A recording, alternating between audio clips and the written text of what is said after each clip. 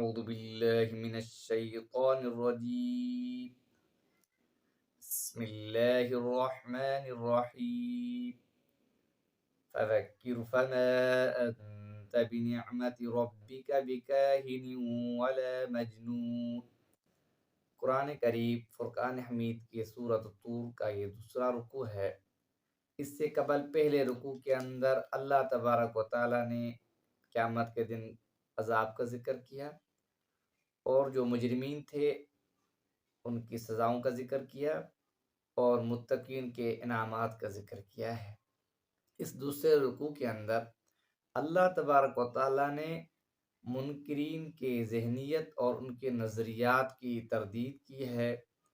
سب سے پہلے اللہ نے فرمایا فذکر، اے پیغمبر آپ نصیحت کرنا چھوڑے نہیں، بلکہ آپ کا کام ہے نصیحت کرنا، تبلیغ کرنا، سو آپ اپنا کام جاری رکھیں۔ فما انت بنعمت ربک بکاہن ولا مجنون۔ پیغمبر کریم صلی اللہ علیہ وسلم نے جب منکرین کو قیامت کے بارے میں ڈرایا اور اپنی رسالت جب ان کو رسالت اور پیغمبر کریم صلی اللہ علیہ وسلم پر جو وحی تھی ان کے بارے میں جب ان کو بتایا تو انہوں نے کہا یہ جادوگر ہے، یہ کاہن ہے، یہ شاعر ہے، جس کی وجہ سے اللہ نے تردید فرمائی فما انت بنعمت ربک، آپ اپنے رب کی مہربانی کی وجہ سے نہ کائن ہیں اور نہ مجنون ہیں۔ جب پیغمبر کریم صلی اللہ علیہ وسلم نے ان کو دین کی دعوت دی، تبلیغ دی، تو انہوں نے کہا یہ کائن ہیں۔ اب شیطان جو ہے یہ آسمان تک جاتے تھے آسمان سے فرشتوں کی خبریں چوری کرنے کے لیے، پھر فرشتے شہاب ثاقب ان کو مارتے تھے جس سے بعض ہلاک ہو جاتے تھے، بعض واپس چلے جاتے تھے۔ اب اس کے بعد اگر کوئی خبریں سن لیتا تھا وہ آ کے نجومیوں کو اور کاہنوں کو بتاتا تھا، پھر وہ اس میں اپنی باتیں شامل کر کے لوگوں کو بتاتے تھے۔ بسا اوقات کوئی ان میں سچی بھی خبر نکلتی تھی جس کی وجہ سے لوگ ان کاہنوں کے پاس آتے تھے۔ تو اللہ نے فرمایا یہ کاہن نہیں ہے اور ولا مجنون، اور نہیں مجنون ہے، نہیں کوئی دیوانہ ہے۔ ام یقولون شاعر نتربص به ریب المنون، اور وہ کہتے تھے یہ شاعر ہے، کہ شاعروں جیسے جوانی کے اندر شروع کے اندر ان کا دور ہوتا ہے اور آخر کے اندر جب ان کی آواز بگڑ جاتی ہے، ذوق پنی آ جاتی ہے، پھر ان کو کوئی پوچھتا نہیں ہے۔ تو یہ پیغمبر کریم صلی اللہ علیہ وسلم کے بارے میں کہتے تھے کہ یہ شاعر ہیں نتربص به ریب المنون، یہ زمانے کی گردش کا انتظار کر رہے ہیں کہ کچھ دن ہیں اس کے بعد ان کی جو ہے یہ چیزیں سب ختم ہو جائے گی، ان کا وجود اور ان کا نام بھی ختم ہو جائے گا۔ قل تربصوا فانی معکم من المتربصین، اے پیغمبر آپ ان کو کہہ دیجیے کہ تم بھی انتظار کرو، فانی معکم من المتربصین، میں بھی تمہارے ساتھ انتظار کرنے والوں میں سے ہوں۔ ام تأمرهم احلامهم بهذا، اللہ تعالیٰ فرماتے کیا ان کی عقلوں نے ان کو حکم دیا ہے اس چیز کا، یا ام ہم قوم طاغون، یا یہ سرکش قوم ہے کہ پیغمبر کی رسالت کو جھٹلاتے ہیں اور الٹا کاہن کہتے ہیں، جادوگر کہتے ہیں، شاعر کہتے ہیں۔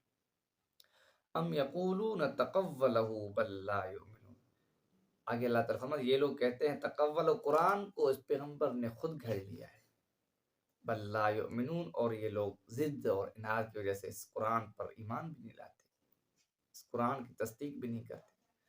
اگر یہ لوگ یہ کہتے ہیں کہ یہ قرآن پیغمبر نے گھڑ لیا ہے، فَلْيَأْتُوا بِحَدِيثٍ مِثْلِهِ إِن كَانُوا صَادِقِينَ، اگر یہ لوگ سچے ہیں، ان کی زبان بھی عربی ہے، تو پھر یہ اس جیسا کلام کیوں نہیں لے آتے؟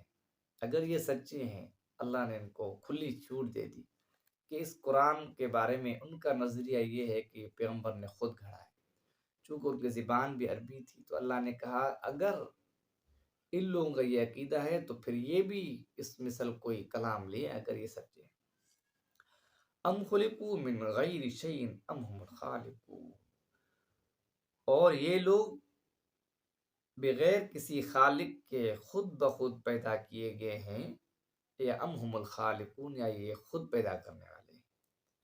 ام خلق السماوات والارض، کیا انہوں نے آسمان اور زمین کو پیدا کیا، بل لا یوقنون، پھر بھی یہ لوگ یقین نہیں رکھتے کہ آسمان کو بنانے والی بھی ایک ذات ہے۔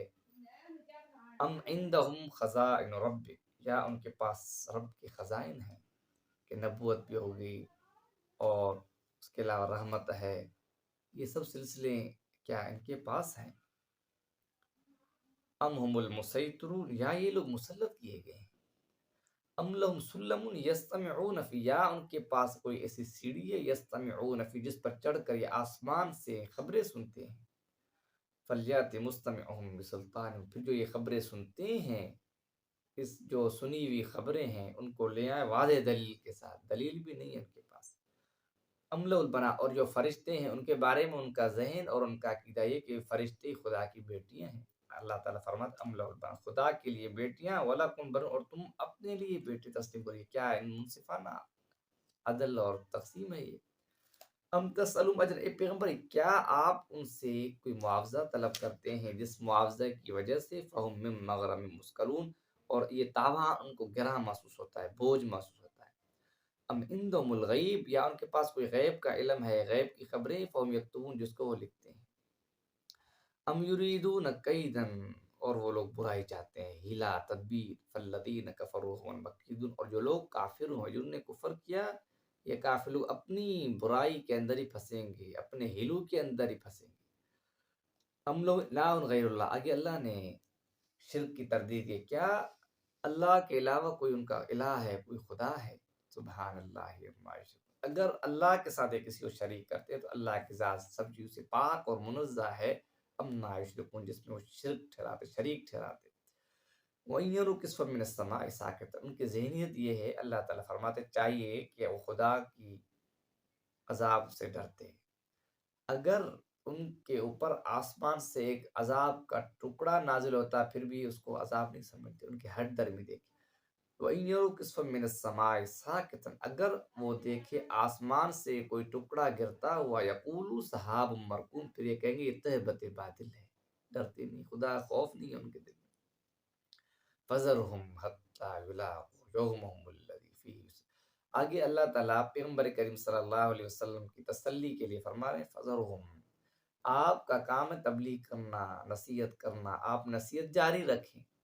اب یہ کہ یہ اس نصیحت پر نہیں آتے، ضد عناد کی وجہ سے کفر پر ڈٹے ہوئے ہیں، وہ گناہوں کے اندر گناہوں میں ڈوبے ہوئے ہیں، فَذَرْهُمْ، آپ ان کو چھوڑ دیں، حَتَّىٰ يُلَاقُوا يَوْمَهُمُ الَّذِي فِيهِ يُسْعَقُونَ، اور کہ وہ اس دن ملاقات کر لیں گے، فیہ یسعقون، اور جس میں ان کے ہوش بھی اڑ جائیں گے، مراد قیامت کے دن ہوگا، اور اس دن کو دیکھ لیں گے۔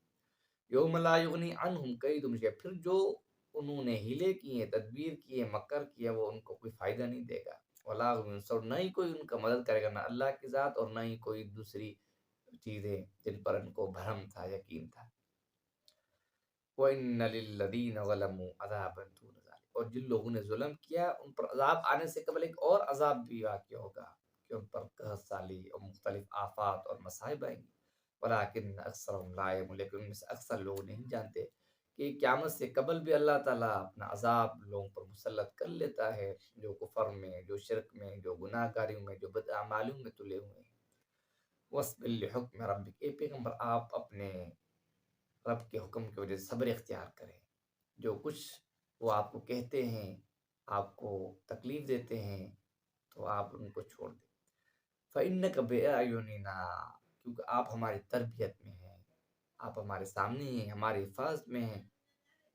وَسَبِّحْ بِحَمْدِ رَبِّكَ، اور اپنے رب کی تسبیح بیان کریے، تعریف حمد بیان کریں، حین تقوم، جب اٹھیں، اٹھتے سوتے ہمیشہ اللہ تعالیٰ کا ذکر اذکار میں مصروف رہیں۔ وَمِنَ اللَّيْلِ فَسَبِّحْ، اور رات کے وقت اللہ کی تسبیح کرے۔ ایک مغرب اور عشاء کی نماز بھی مراد ہے، اس کے علاوہ انسان جب رات کو سوتا ہے تو اس رات کے سونے کی، اس رات کی گھڑی کے اندر بھی اللہ کی تسبیح اور اللہ کو یاد کرے، اور دعاؤں کے ساتھ جو ہے اپنی نیند پوری کرے۔ وہ ادبار النجوم، اور ستاروں کے ڈوبنے کے وقت۔ تو یہاں اللہ تبارک و تعالیٰ نے آخر کے اندر تسبیح اور تحمید اور تقدیس کا ذکر کیا ہے کہ انسان اپنی مصروفیات میں سے کچھ وقت نکال لے اور اللہ کے ذکر و اذکار کے اندر اپنے آپ کو